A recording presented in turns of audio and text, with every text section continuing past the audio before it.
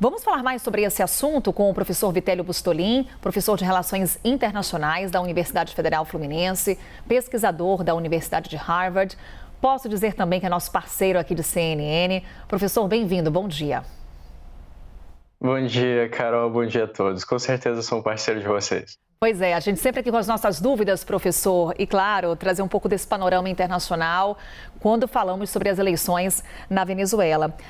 Professor, para começar essa conversa entre o presidente Lula e Nicolás Maduro, como falávamos com a Gabriela Veras, nossa repórter lá em Brasília, quem fez o pedido para essa conversa foi Nicolás Maduro.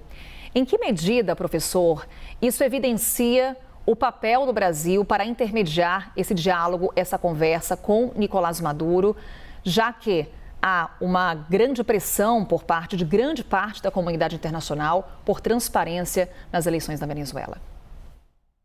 Carol, essa resposta tem algumas dimensões. Tem uma dimensão geopolítica, pelo papel do Brasil na região. É o país com maior território, população, PIB, força militar na região. O Brasil intermediou o Acordo de Barbados, inclusive teve uma participação pessoal do presidente Lula agora em janeiro deste ano. Tem uma dimensão também, e aí sim, política do presidente Lula, que desde o início do governo Chávez é um apoiador do governo, né? Então o Chávez chegou ao poder em 99, o Lula venceu as eleições em 2002 e já naquela ocasião fez um pedido para o Fernando Henrique ajudar.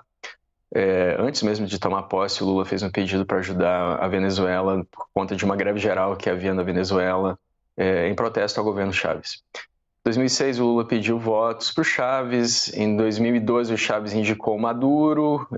Os militares venezuelanos viram isso com algumas ressalvas, porque o Maduro não era militar, ao contrário do Chávez. Em 2013, o Chávez chegou ao poder e ele tem amplas conversas com então o presidente Dilma sobre questões econômicas. Inclusive, Carol, no ano passado, o Maduro e a Dilma se encontraram no Banco dos BRICS para discutir soluções para a Venezuela. Então, é um histórico longo. E assim, Carol, para tentar ser mais objetivo nessa resposta, essas declarações recentes do presidente Lula sobre as atas das eleições na Venezuela, dizendo que se a oposição não concorda pode levar à justiça, como se as instituições funcionassem na Venezuela, sinalizam que se essas atas forem apresentadas, o governo brasileiro deve tentar normalizar a situação. O problema é o seguinte, e aí finalizo com isso. O problema é que as eleições foram no domingo, as atas foram emitidas no domingo. O Maduro foi proclamado presidente por essa comissão eleitoral na qual havia só 2 opositores que foram demitidos, são 5, né, eles chamam de reitores, um deles preside, é filiado ao partido do Maduro.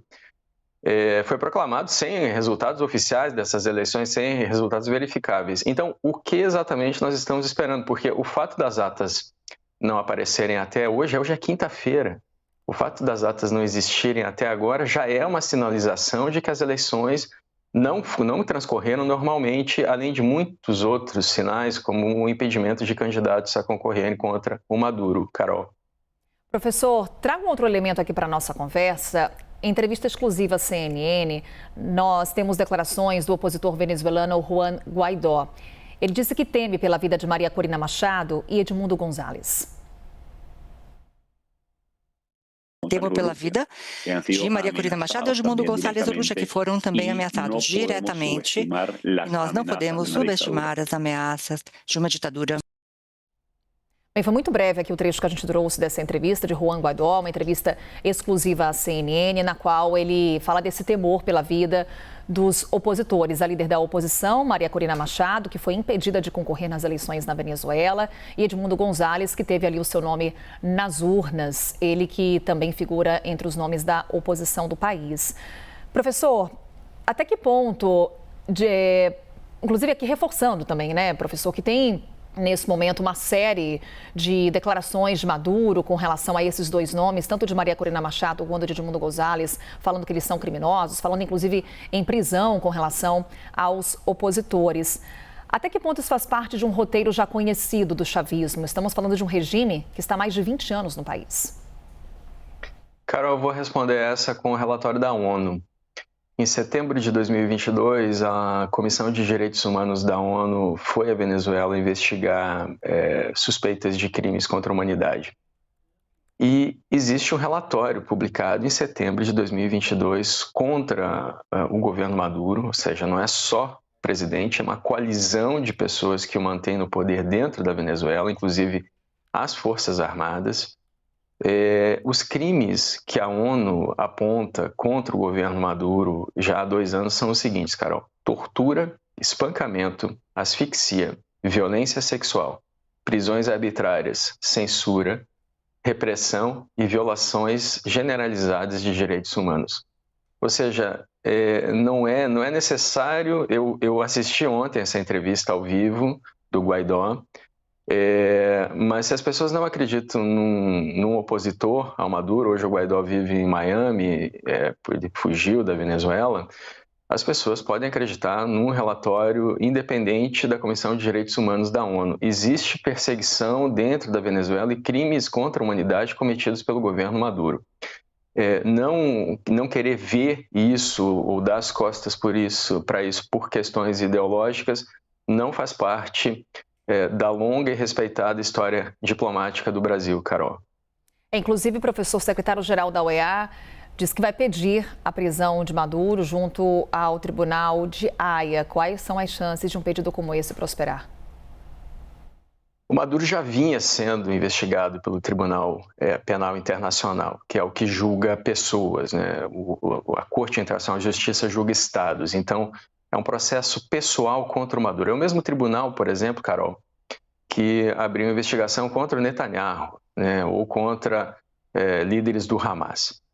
É o mesmo tribunal que pediu a prisão do Putin por crimes contra a humanidade, por sequestro de crianças na Ucrânia.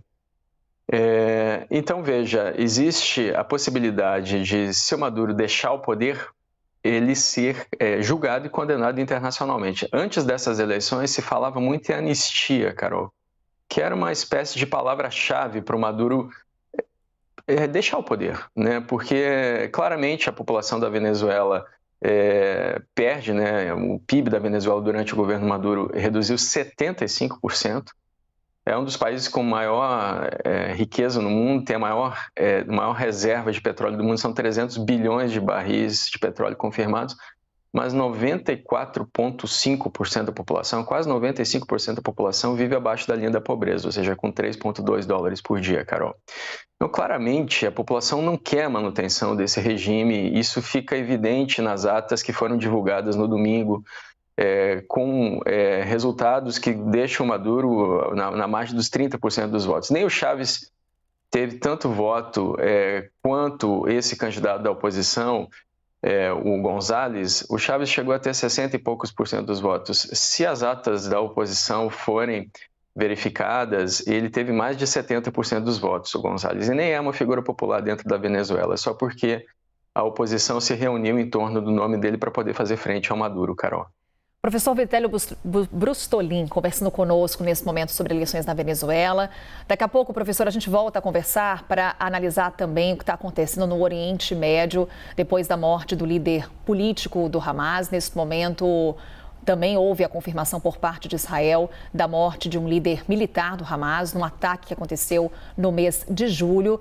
E há, nesse momento, ameaças feitas pelo líder supremo do Irã, Ali Khamenei. Ele fala, inclusive, em ataque direto a Israel. Vamos falar sobre tudo isso, o que tudo isso significa com o professor Vitélio Brustolin em instantes. Até já, professor.